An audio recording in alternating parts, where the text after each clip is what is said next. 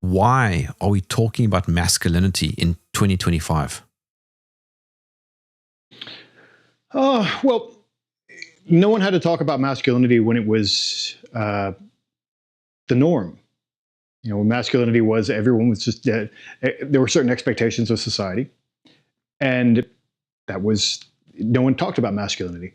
And then what happened is that, you know, there's this long train of things that happened. Obviously, the Industrial Revolution and feminism and all these things that slowly took men away from certain kinds of roles and put them in this protected space. You could almost call it a child space, like where they don't have to deal with the defense of things.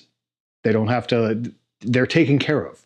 You know, in modern life, masculinity is fairly optional unless you live in a place that is in conflict. Or a bad neighborhood or something like that. But in modern life, masculinity is somewhat optional. So men are taken care of in much the same way that women always have been. So they can afford to, you know, run their mouths and know that no one's going to hit them, and they can do all this passive aggressive behavior.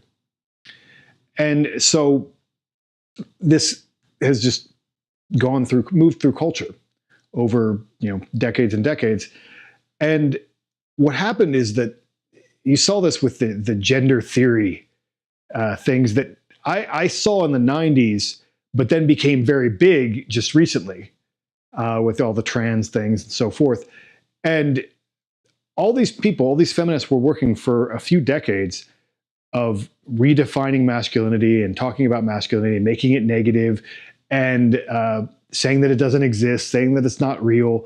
And these are all products of Marxism and queer theory and gender studies and so forth. And no one, those people were all under the radar until about like 2010. And no one talked about masculinity because no one needed to. And then all of a sudden, you know, these people started to gain influence. And we started to see a lot more in mainstream culture.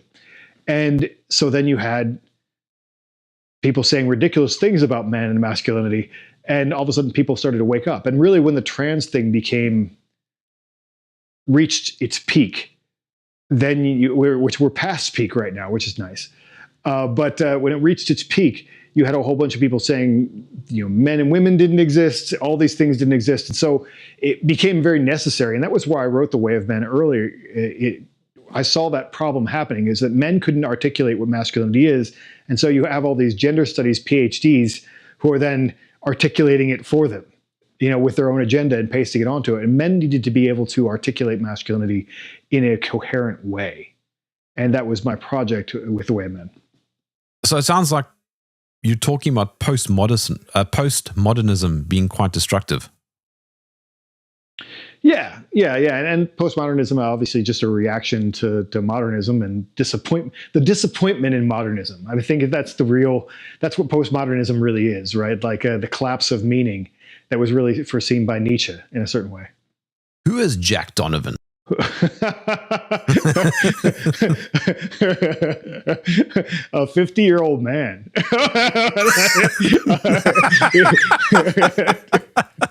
Yes, but you are a lot fitter. You're a lot fitter than every other 50-year-old man that I know. I do try. And I think it's important because I write about masculinity. I try to at least exemplify some things. I mean, you can't be the exemplar for all things masculine. I started writing about masculinity because it was interesting to me as a topic. Mm. And I really wanted to understand what it was. Most men who talk about masculinity are marketing. They're talking about their masculinity. They're like putting themselves forward as the exemplar of masculinity. And you see that, you know, all over the internet now. I mean, you really didn't have that as much like when I wrote The Way of Men, but now there's all these guys being like, here's what you need to do to be a man like me. And, you know, and that's what most of this masculinity discourse is now. Or you have like, you know, priests and pastors and things like that being like, this is how you need to be a man for God. Or all these, everyone wants to capitalize on male insecurity. Is what's really happening is no one wanted to talk to men or care what happened to them until they realized that there was money there. And now they can find different ways to make men insecure. And advertisers knew this a long time ago. I mean, you want to sell a truck, here's what you do to sell it to men. But now there's all these men's coaches and all these people selling men their way to be masculinity. But when I wrote The Way of Men, I just had a project. I've been like, let's figure out what this is. And it's not about it's not about be like me. But to answer your question, I guess I'm a 50-year-old man who I went to art school. I was probably a feminist when I was a young kid. Certainly. I mean, I was probably a liberal and a feminist. Like, I went to art school. What do you think? I also went to art school. Yeah. Well, yeah. There you go. So I came at this from a different angle than I think a lot of the people come at, but that's why I think I was able to articulate it better than that. So, I lived in New York and San Francisco and LA, and really it was only in my 30s that I became really interested in masculinity and what maybe I had missed in believing everything that they told me about men, and that men were bad, and masculinity was outdated and out of fashion and old and whatever. And so when I began revisiting that for myself, that's when I started becoming interested in this project of understanding masculinity better. And so, I started talking about it as a good thing, and someone was reading my work and saying that I wasn't defining it very well. I'm like saying, being a man is good, but you're not really saying anything. Like, you're not defining it.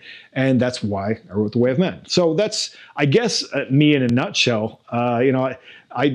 The older I get, the more I think I'm like, I should have just been an artist. I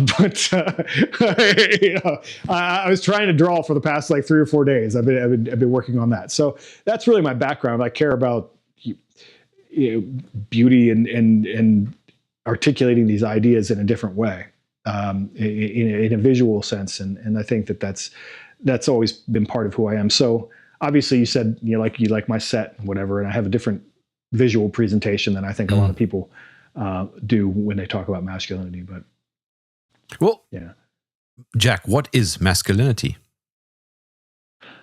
What is masculinity? That is the question. And my answer to what is masculinity is that when we're talking about it, we're talking about masculinity, we're talking about the way we perceive each other, maybe without even words. The way you can walk into a room and you can kind of rate masculinity among a group of men without having them even talk. You can, by their body language. And so to understand what that thing was, that thing that what are we sensing that we can't necessarily put our finger on? I was like, well, what cues are we reading? And what I came around to was that we're reading the primal cues that we would have needed through most of human history. What have men been doing for thousands and thousands and thousands of years? And my answer is that in the scope of human evolution, most of the time, men have been working in groups together. And they hunting and fighting, and that's most of our human evolutionary history. The idea that we go to an office is very new. For most of human history, men worked together. They had to take down big prey. They had to protect their village from invading villages. That's pretty consistent, and it's consistent across the whole world. And so you have these hunting and fighting gangs, and what masculinity is, like the core primal element of masculinity is, what do these men need from each other? Like, how are they evaluating each other as men? And so that's how I came around to the tactical virtues. Like, what do men who are hunting and fighting together, what do they need from each other? And I came up with strength, courage, mastery, and honor. You could rename them, you could do all kinds of things, but they're good general rules of thumb for talking about, well, what are we seeing in men? Like, is he strong? Is he capable? Is he physically capable? You can walk into a room and see that. Is he courageous or is he cowardly? You can see that in body language to a certain extent between different men. And these are all cues. It's like, oh, well, that guy is a threat. That guy is not a threat. Like we see all these things, and our body sees them. In the way that if you have dogs, like they know what's going on. They don't understand what you're saying at all, but they know what's going on. Like we have that too. Like we sense things from each other that aren't necessarily, we don't have to articulate to see them. And that's why now we have, when you see AI, you get into the uncanny valley because you'll see something like, that's not a human thing. Like that's off. Like we can sense something's wrong there. And so you have strength, courage, mastery, like, capability. Like what can someone do? Men appreciate virtuosity, I think, more than, if you're really good at something, men really, you don't have to be, like women have to worry about being pretty. They have to worry about all these other things. Men are like, wow, he is really good at this one thing. And they can appreciate that just for that. And that gives a man value. And it gives a man value to men. And where I think a lot of anthropologists and evolutionary biologists and so forth skip over, because they're always looking for how you're going to mate. Like everything's a mating competition with those kind of people. But I think that men pre-screen each other for women. In the terms of like men compete for status with each other. And then the highest status men get the choice of women. Like that's, and I think that people don't talk about that as much. Like they just think we're competing like a little contest for girls. And I think that men compete with each other and they have their own status hierarchy. And you can see this in the modern world, like men in business. So we're like, he's a very successful businessman, therefore he's high status, therefore women want him.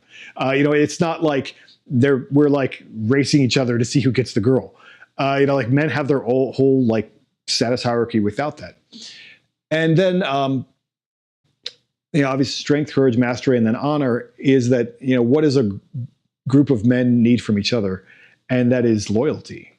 And honor is essentially loyalty and showing that you care about your reputation within a group of men. Now, you can't care about every group of men, but honor is basically like within this group of men, what is your reputation?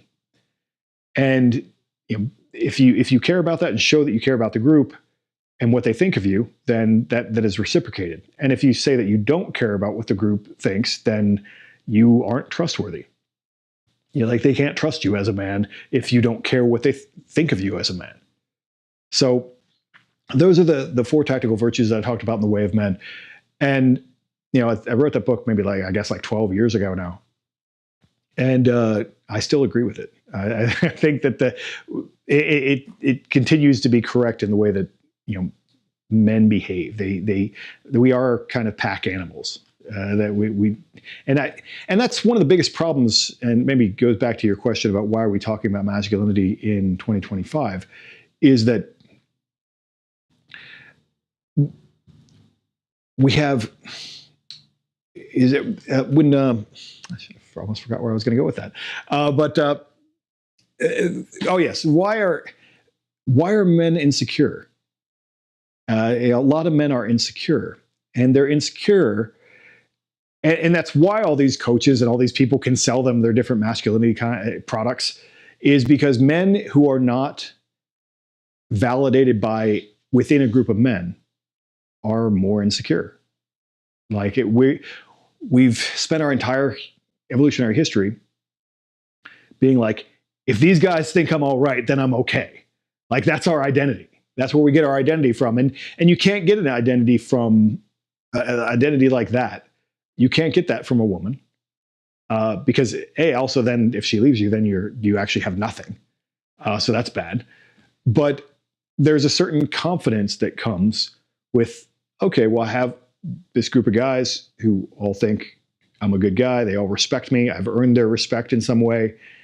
And men who have that have a different level of confidence than men who don't have that. And so if men don't have that, then they're looking for that kind of validation in some way. And then so anyone who tries to sell them that validation, they're very easy prey for that. Whereas if you have a bunch of guys who think you're a cool guy, you maybe don't have to buy this thing or buy this other thing or take this course or whatever to show that you're a man, because these other men already think you're a man. You know, like these other men always are, you already have validation with that group. And so I think any way that you can be kind of initiated and accepted into a group of men, or informally or formally, that adds to your sense of security as a man in the world. So I think that, that's what men should really seek out, is if you don't have any kind of gang like that, and it's really hard. It's really hard to find groups of men in the real world. But that's why I always tell men, I mean, I do jiu-jitsu. That's one place where it's like, I have a reputation, like in that group, like Jack was going to do this. He's going to do this. He's going to do this. Like he's a hassle in this way, but this one person can get him in this thing every time. Like I have this. Like this is how he conducts himself. And so people recognize that when they come to a room, whether it's good or bad. Like I have a reputation within a group of men, and obviously in the larger world as an author, I have a reputation with a group of men, and I have a group that I run called the Order of Fire, and so. But if you have none of that, imagine a dude who basically has no friends, or just has a few friends. Yeah, well, that's a lot of guys. Like a lot of guys don't have more than like one or two people they can even call. So I mean, that's the way the modern world is, because it keeps us all very separate. Like it's like once upon a time there are people who still live where they grew up. And that's like, okay, well, these are my friends from high school, and I still see them at the mall, or I still see them wherever I go. But there are a lot of people who, they move, as I have, like around the world, to different cities and so forth. And yeah, they don't really have a connection with anybody. And you really have to go out of your way to build it, I mean, that was the goal, really. Like what is always true about masculinity? Because the gender studies people and so forth who were taking apart masculinity, they want to say, oh, well, this is different here and this is different here, and here are all the little differences between, and there are so many. I mean, you talk to different groups of men, and what type of car is okay for a man to drive or whatever becomes so fluid. Like it's so different from group to group. But they're guys who will die on that hill. Like no, a man should not drive this thing. But that'll change from place to place. That changes from social class to social class, group to group. But what is always true, and wherever you are in history, and wherever you are in the world, now there are always outliers in like this weird society of monks or whatever. But if you take the mainstream of any culture that survived for any length of time, would any of those men say it's better for a man to be weak? Like nowhere is that true. Like always and everywhere, it is better to be stronger as a man. Masculinity is directly connected physically and whatever metaphorically to strength. Is it better for a man to be a coward? Like said no man anywhere. Like that no men have never said masculinity. One of the things that we value in men is cowardice. No one ever says that. It doesn't matter if you're a Muslim. It doesn't matter if you're Jewish. It doesn't matter where you are. It's good for men to be cowardly. No one says that ever. And the thing is, these virtues, that's why that was my criteria for them. Is this always true? And the thing is that women can have all those qualities. A woman can be strong. A woman can be courageous. A woman, they can say, yeah, no one cares. Like they don't say that she's less of a woman. No one says a woman is less of a woman because she's weak, like physically weak. Like no one cares. A woman is less of a woman because she's a coward. No, well, she still makes babies, right? It's not. It's like a bonus thing that they can have. They can be strong. They can be courageous. They can be really good at things. But as long as they're women either way, that status is. But if a man is really weak and really cowardly, and is always isn't really good at anything, and is always like, help me, help me, help me, I'm not self-sufficient. Like, men will think he's less of a man. He will be viewed as being less masculine, and that's why I think these virtues and this way of looking at masculinity holds up, because it holds up always and everywhere for men. But it's also important to note that the virtues that you're talking about are not the caricatures that we see in Hollywood and in comics and that sort of thing. It's not the caveman dragging a woman, or it's not a guy like Trump who walks into a room and suddenly you assume that he's masculine, because that's also theatrics. You're talking about something a lot deeper. Yeah, I mean, there is theatrics is part of it. Like men can create that. Like George Washington was very, very concerned about, this is how I should be portrayed, and this is like how you should see me for history. But yeah, I mean, there's big theatrical confidence, which is kind of a marketing thing, I think, is what you're saying. And then there's, I'm just secure. Yeah, like, you don't have to necessarily be loud about it. In fact, like, it's like there's that big thing of like men who are always talking about being alpha are yes, probably that's not where I was going. That. Yeah, like that. Yeah, the big. Yeah, I hate that word. I hate alpha. Like that's. I think that's a signal. It's a marketing word.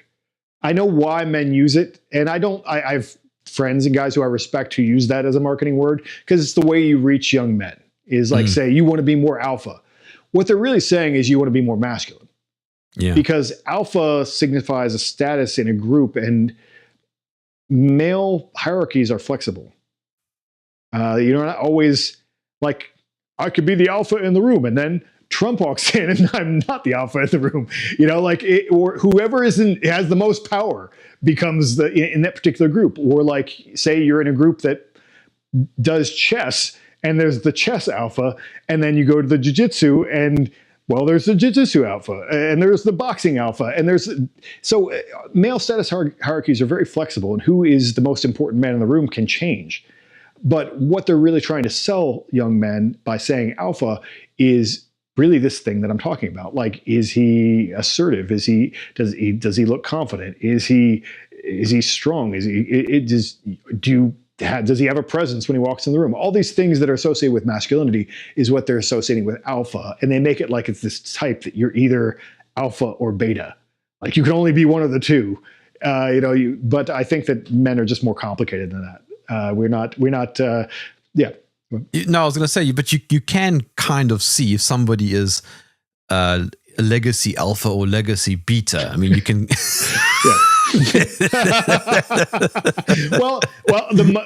Like the most submissive guy in the room is going to be beta, but he's also going to have the less of all the qualities that I talked about.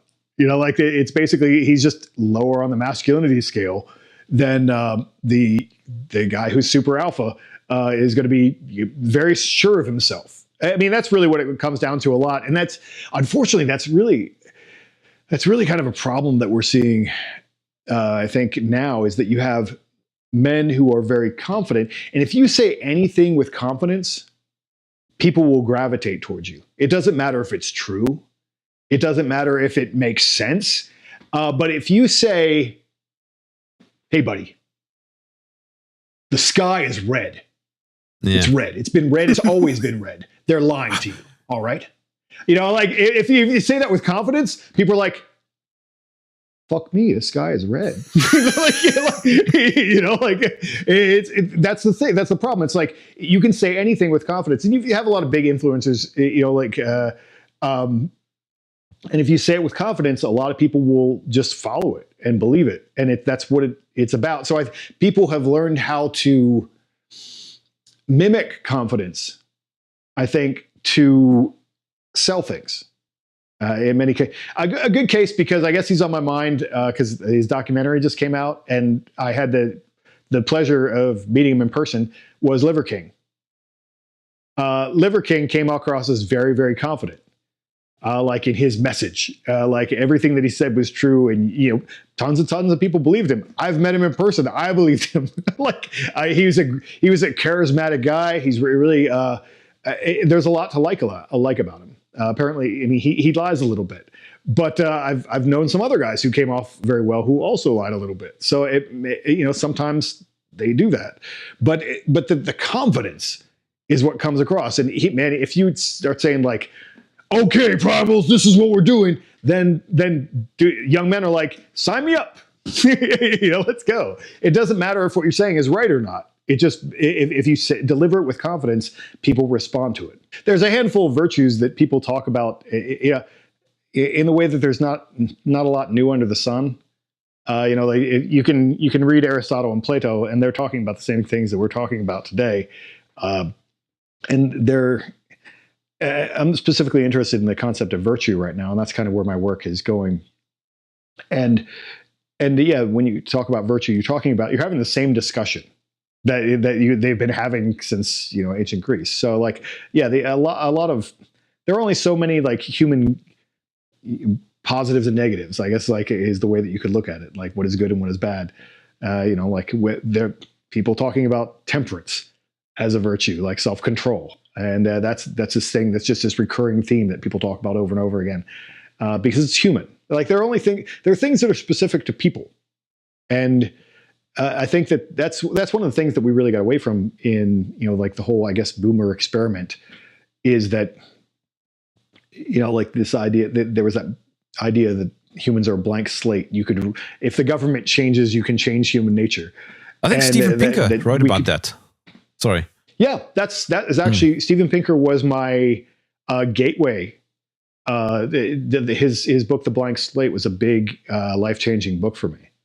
That was like in the early 2000s, I think, that came out, and yeah, that was a major frame shift for me, and that's where I first started to get interested in evolutionary psychology and things like that. Was because there was that period where they basically the boomer generation, I think, redesign society based on the idea that we don't have a human nature.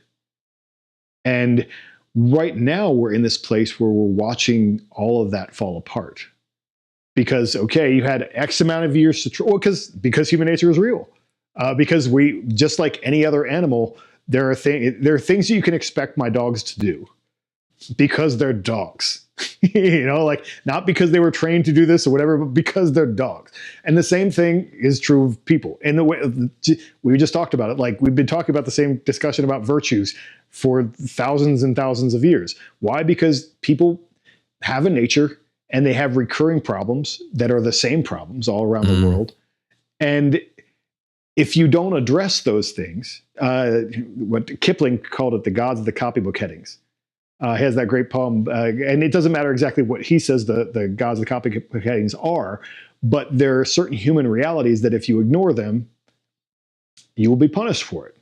And that's what we're seeing now is happening. Like all the things that they said, women and men are totally interchangeable. We could just put them in the workplace. Oh well, surprise! You have a really low birth rate all around the world. like oh well, that's a consequence of that thing. Like here's that experiment, and here are the consequences of that. If you don't prioritize, families in society, people won't have them. Like that's something that needs to happen. And so like all these human realities don't go away, and that's where I think we get into human nature and the experience of being human. But Jack, so you mentioned declining birth rates, for example. So does masculinity matter when it comes to family? I mean, it seems to be an independent variable. It can exist regardless. It can. I mean, a good example would be Shackleton or something like men can be on a ship and masculinity has its own realm. Like they can be on a sailing ship on an adventure for years and years and years, never see a woman, and masculinity exists in its own space, right? It's totally independent of women. But one of the reasons why I think it's important for children to have a father and a mother is because they obviously model the two sexes, and if your dad is a loser, that's your model for masculinity. And so like, like it's also obviously important in the home. And what people are finding, a lot of men, there are a lot of men in my group who have families. I don't, but they really have to lead that family, and they have to be the leader in that family. And if they're not doing that, the whole thing kind of falls apart. And so, yeah, it's obviously, they always say it's how your daughters are going to envision how men are supposed to be, and how your sons are going to try and be. Like your sons are going to try and grow up to be like you, and your daughters are going to, their expectations of men are set by you. So, yeah, I mean, obviously, yeah, I think it happens. It matters a lot in the home. But it's interesting because, as somebody who is married and has a child, I see the need for the gang, the tribe, to be ever more important. And I can't tell you why, though, Jack, but it just seems to be that is what I find brings a sense of fulfillment. Yeah, well, I mean, like I said, you can't depend on like a woman and a child for your masculine identity. That's where I think a lot of guys get into trouble. And then when they get divorced or something, their whole world falls apart, because like their whole identity is that group. That's why you have to have something outside that group as well. And it's also really good for, again, young men and young women, is that, okay, you're the one model of masculinity. Well, if you have a whole collective of men who you respect, now they have a handful of models. Like, this is the way that men are supposed to behave. If you have guys coming over to your house to help you move or whatever, and they see this interaction all the time, it broadens their perspective about what masculinity is supposed to be. It's not just you, but they have all these role models. And that's why I think it's really important, it's like if you have a son or something, okay, you're the one guy, but if he's seeing all these other men who are also have your values, then he's seeing a lot of good modeling to shape his character as he grows up. And that's why, like I said, I do jiu-jitsu, so I always talk about that because I'm that nerd. But I mean, that's one of the benefits of being in a place like that, is that we have these guys and they bring their teenage sons in, and dad's doing jiu-jitsu and his son's doing jiu-jitsu, and his son is also around all these other men who are respectful and behaving themselves and behaving in a very positive way. And he's getting all these other influences that are all positive. And so I think that's very important in the way that men develop. I love what you said earlier about human nature, because you don't even have to read about it. It just seems to naturally occur. Like, for example, my wife will say to me, go on your boys' weekends. And I do, I'll go on hunting weekends or whatever. And it's just natural. And here's the thing. It's the guys who hold other guys accountable. Well, yeah, it's almost like human nature is real, right? Imagine that. Imagine that. Yeah, men behave the same way all around the world. It's wild. So yeah, I mean, we're naturally hierarchical creatures. I think more so than women, but women have their own hierarchies. But men, you'll get a group of men together, and one of them is going to be the leader, and that's just how that's going to work within that group of men. And then everybody has their role and finds their role within that group. Whereas your role might be different in another group because you might have something different to offer. But in that group, you're this guy, and so it's, yeah, and they'll determine what's acceptable for that group is the way it works. Like you said, as holding each other accountable for masculinity. Every group is going to have its own, like I said, its own little details of what that means. Like the littlest thing could be like, well, our group of guys don't like this. Our group of guys don't like, I mean, that's running a men's group. It's like, we have our own little thing. Like, oh, I could never let that guy in the group because what he's doing would not fly. Like, it would not fly with our group, but we would fly with somebody else. But like our guys would be like, we hate this guy. Why is he here? Men need a purpose and they need responsibilities, or they generally self-destruct. I saw a quote about that the other day. Like, if you don't give a man a war to fight, he'll make war on himself. And that's not wrong. That's from the different degrees in different men, but men generally need a purpose and something, a direction. A goal, something to do. And as long as they're working towards a goal, men are doing fine. But if you give them nothing to do, which is why kind of welfare states are scary in a certain way. Like, if you give men no reason to get up in the morning, they will self-destruct. Like, they need something to move towards that they're doing. Because again, what have they been doing for thousands of years? They need to get up in the morning, go hunt food. If everything just is delivered to them, what do you do? Why be alive? Why be here? And so they become very nihilistic. And but on the topic of meaning too, I think that's something I get into a lot in my book Fire in the Dark. Is that men naturally want to live in an ordered world, and so they create meaning when there is none. And that'll rub a lot of religious people the wrong way, because meaning comes from an external source, but as opposed to yourself. My view is that if in the absence, like Voltaire said, if God wasn't there, we'd have to create him. The same thing is true of meaning. If there's no meaning present, because there really isn't any meaning in the world, and this gets into a thorny thing where people get into nihilism and so forth. But I always say, like, I just made a video about this the other day. That's kind of my thing that I'm doing right now is YouTube.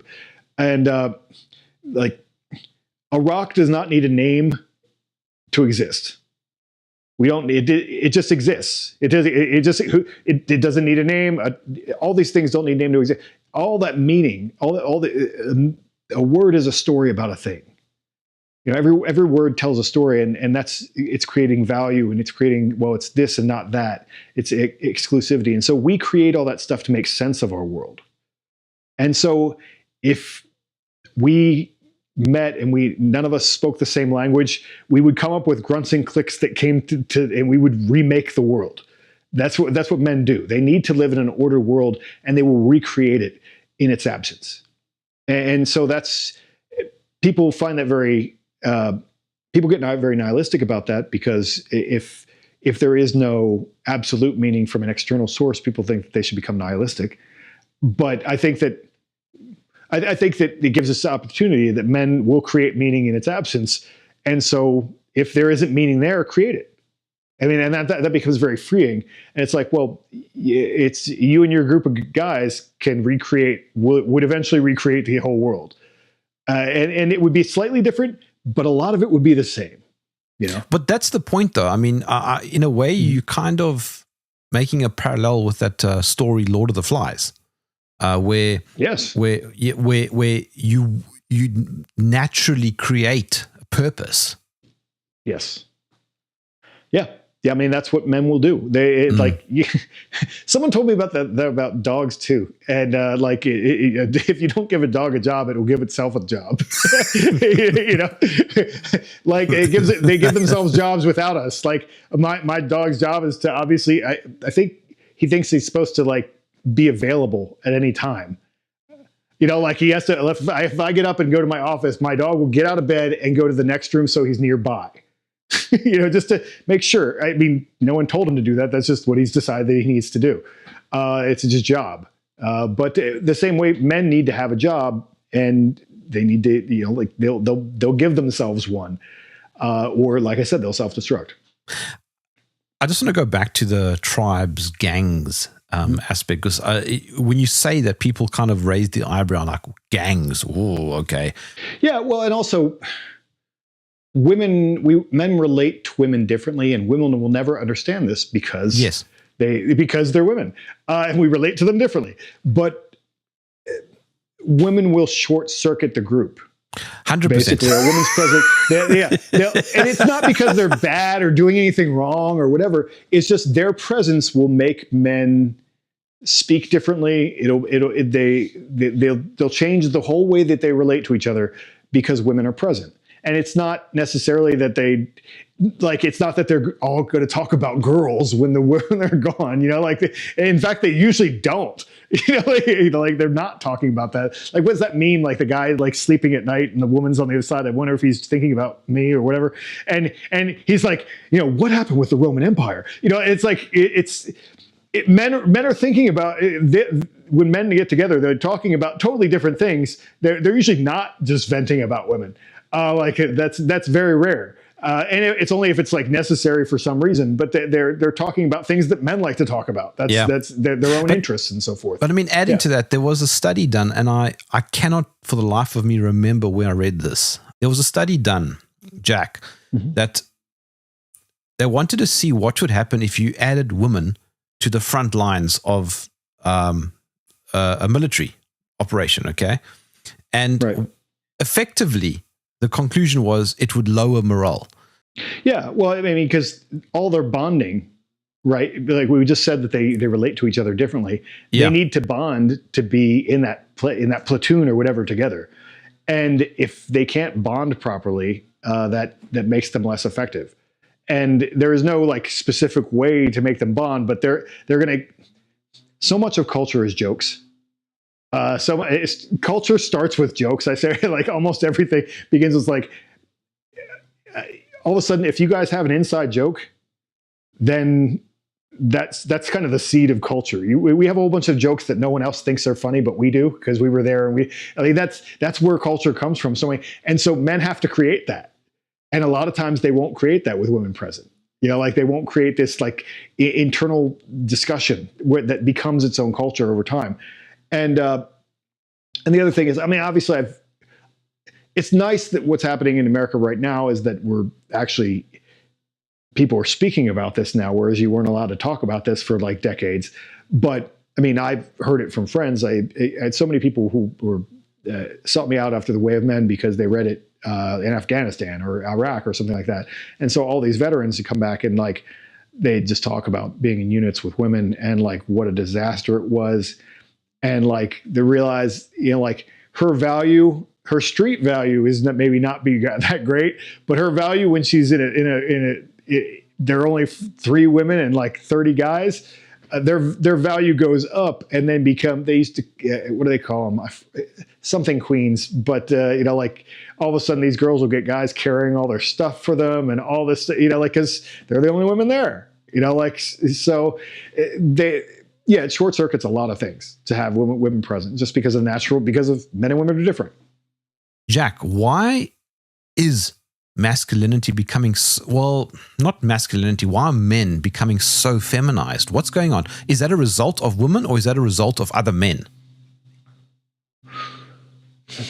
Well, it's a result of other men in terms of like, everything that happened, we were in charge, so everything that happened on our watch.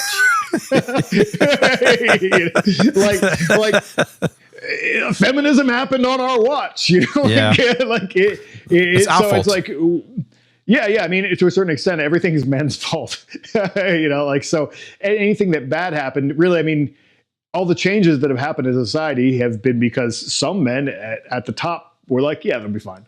We'll just go with that. That'll work for right now. And then we live through the problems that creates. Whether it was, like the boomer kind of experiment, whether things that happened with the internet, or like all these changes happen in society, then we have to deal with them.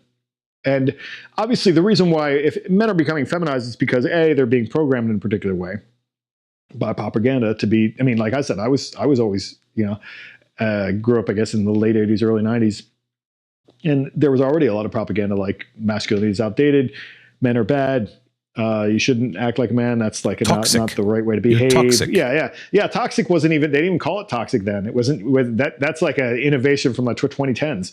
But in the 70s, they called it testosterone poisoning. It was the same thing. They just recycle the same thing over and over again, but they just give it new names. But I mean, there are all these they're getting all these messages that masculinity is bad. And I think that actually probably contributed a lot to the trans thing, is that you have, if you're a young man and you've been told your entire life that being as man is a bad thing, maybe you want to be a woman. Like I think that's a valid, that's probably been an influence on a lot of the people who are confused. Well, I bet you've been telling me that I am a man, but you've been telling me that being a man is bad. So, like that's got to get in their head. Like if they've been hearing that since they were like a baby, that's got to get in their head. And so I think that's a factor. But the other thing is, obviously, there's the propaganda element of it. And then there's also the element of it that is, like just lack of challenge. Like we said, masculinity is optional. You have to seek out challenges. That's why you have all these guys doing like absurd things, whether it's ice bath things, like men's groups for a while, that was the big trend. They all get together and take ice baths, like, because they don't have anything hard in their lives. Me and my friends who have done at different times, like blue collar jobs that are actually hard, like, are just like my buddy, he had the best story. He was just like, these guys are getting ice baths. Have you tried being on a ladder for 3 hours trying to fix something in the freezing rain and your pants are frozen to your leg? Have you tried that?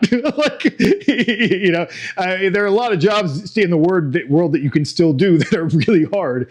And those people will just want to come home and relax. They don't need to take an ice bath. But they do other things. But there are so many men who don't have anything that's challenging in their lives. And so they need to seek that out. And that's, like if you grew up having, I would say like men who grew up with brothers have a little bit of an edge because they've had to compete with another guy their whole life. And so they've had to work out all those little status hierarchies and all that stuff. They've been doing that their whole lives. Whereas like I grew up with sisters. So, I'll never have that advantage. But that's why, whether people go into like combat sports and things like that, they've never had that experience and they need to have it. They need to go through that experience of figuring out that hierarchy and doing the push-pull and all that kind of stuff with different men, because that's part of how we become what we are. But it's easier not to do any of those things. In society, it's like society's telling you being a man is bad, and it's also easier to not be a man. So, well, that's your answer to like why men are becoming so effeminate. Is it's like society's saying it's bad to be masculine, and being masculine is hard, like say, and men will judge you in a way that women won't. And so many men get addicted to female affirmation, which is cheap. like in the sense that like, if you look at a woman posts something and a lot of it's fake too. But if a woman posts something, you get 300 other women being like, that's amazing. Amazing. Everything you do, amazing. And whereas dudes, you have to struggle to get a positive comment from a guy at all. Dude, that was really shit. Come on. Yeah, exactly. Like you could do anything. I mean, I would say like, because my job is to sometimes do manly stuff. I was like, if I do literally anything in the realm of masculinity and post it on Instagram, my comments will light out about how I did it wrong.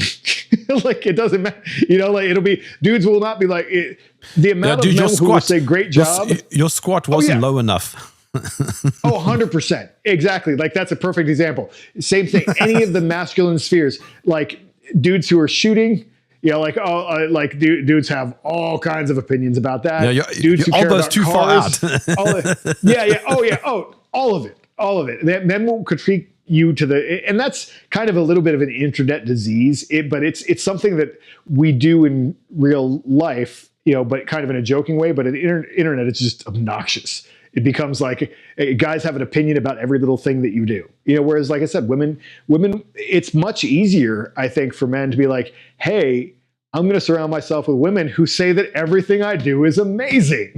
Like it's a different world, and being around men is hard. Although it can come off as being somewhat superficial, the discussion that we're having, but it's not, because let me give you an example. I was, not too long ago, I was in Amsterdam, and I said to my wife, I saw a lot of males, but I didn't see a lot of men. And I said that, after having read your book, because I suddenly became more aware of the absolute feminization of men.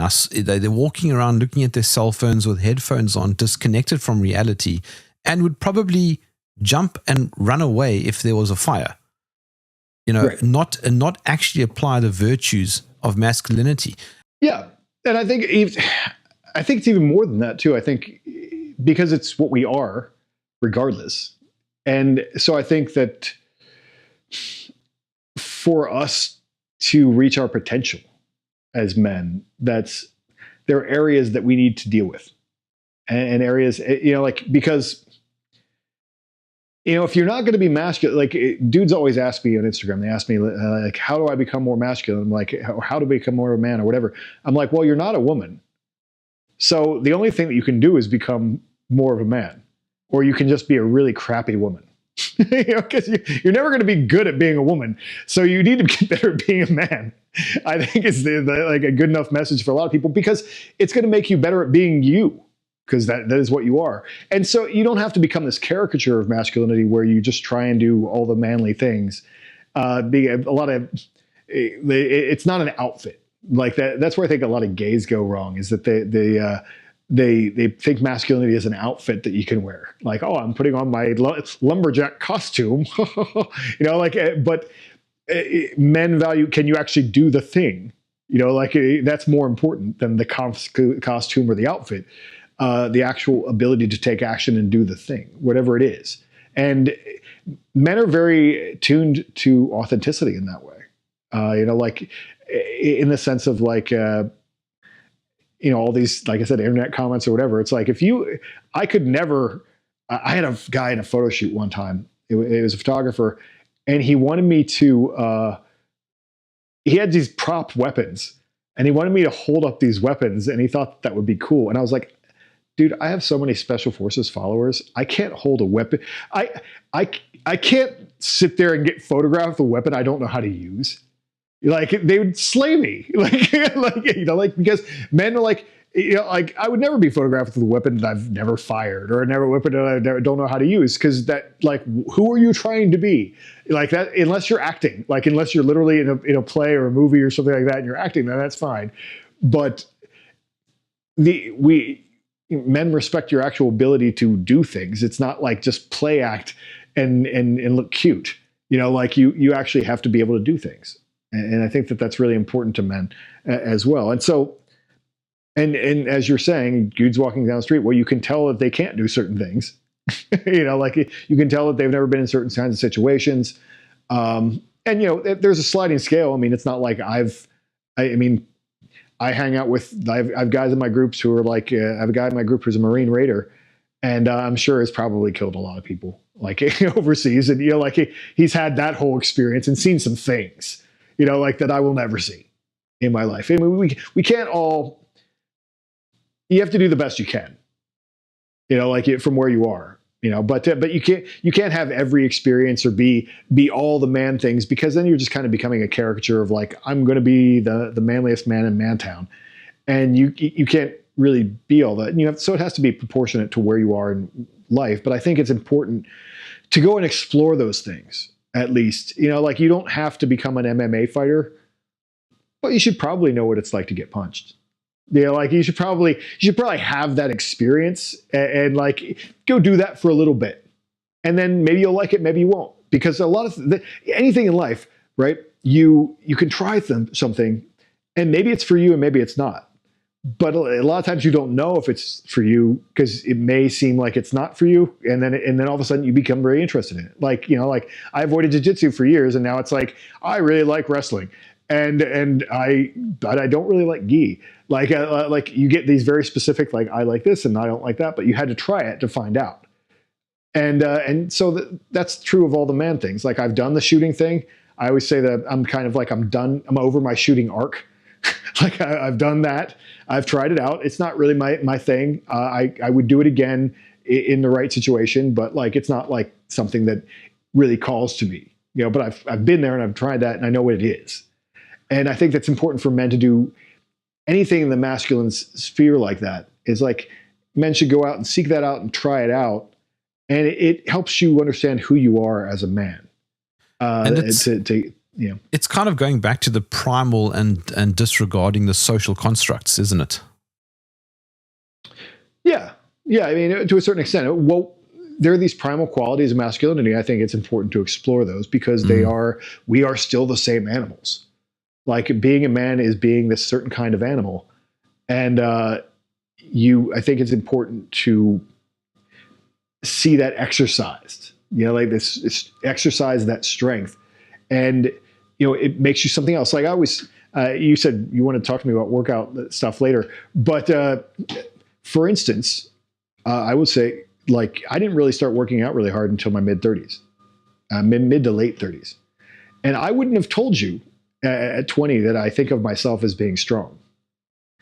And now it's literally part of my identity. Like that's being the strong guy is actually part of my identity and who I am. And I wouldn't have known that. I wouldn't have known I had the potential for that or whatever had I not tried it out. And so that's part of my core identity. I don't like certain lifts to go below a certain thing. I'm actually doing that right now. I'm like, well, let's do some 50s benchmarks. I haven't deadlifted in a few years. Well, I don't like that number. That's much too low. I'm like, let's get that up again to where it was. And, and so that's part of my identity now. And that's part of who I am. And I think it's made me just, like I said, more of myself, like a better version of myself by exploring those areas. And like I said, not everything is for every person, but you will realize your potential, I guess, as a man that you maybe didn't think you had. And I think that's why I think it's important to explore those things. Speaking of which, did you see a few days ago a South African won the world's strongest man? Oh, no, I didn't see that. I thought you were going to go somewhere else with that. But South Africa's been in our news a little bit lately. Yes, and we won't talk about that because it's highly embarrassing. Right. Yeah. But no, I did not see that. But yeah, that's I mean, again, I've done some strongman training before, and I know what that is. It's not something I want to do all the time, but it's good to know what that feels like. So that's it's a cool thing. But that's also what I find about masculinity that's so, appealing also, is the fact that I'm not interested in what women do in the gym. I'm interested in what men do in the gym, and I'm interested in how they excel. And that's the foundation of virtue, really, is excellence. I mean, there's an interesting thing. I mean, that's kind of where my interest is now, so it captures my mind. But vir, the root word of virtue is vir, which means man. So it's basically virtue meant manliness, ancient Rome. And so it was martial manliness, all the tactical virtues, all the stuff that I'm talking about. That's what virtue meant originally. And then it met with the Greek arete. And when, the Greeks influenced the Romans a lot with the gods and the other things, but also with philosophy. And so when you have Plato and everybody talking about Plato and Aristotle and so forth talking about arete, which is basically excellences. And so like those two things merged right about Cicero. right about in Cicero, those things crossed over and virtue became all these excellences and the manly things together. And maybe I'll write a book about that at some point, but that's kind of where I'm at with it, is that's the foundation of virtue is this chase of excellence and manliness at the same time. How can I follow you? Oh, right now, like I said, my website is www.jack-donovan.com. But right now, I think the easiest way to find me is I'm trying to produce videos every week on YouTube. So I have a Jack Donovan at YouTube. I have a channel there, and I let that sleep for a decade. And now I'm kind of trying to go and talk at least once a week on YouTube, and that's one of my new projects. So that's the best place to find where I'm most active right now. So I mean, I'm on Instagram at Start the World, and I have this group called Order of Fire at orderofire.com, and that's my whole philosophy based on my book Fire in the Dark. And obviously all my books are on Amazon, et cetera. So, Jack Donovan, thank you for joining me in the trenches.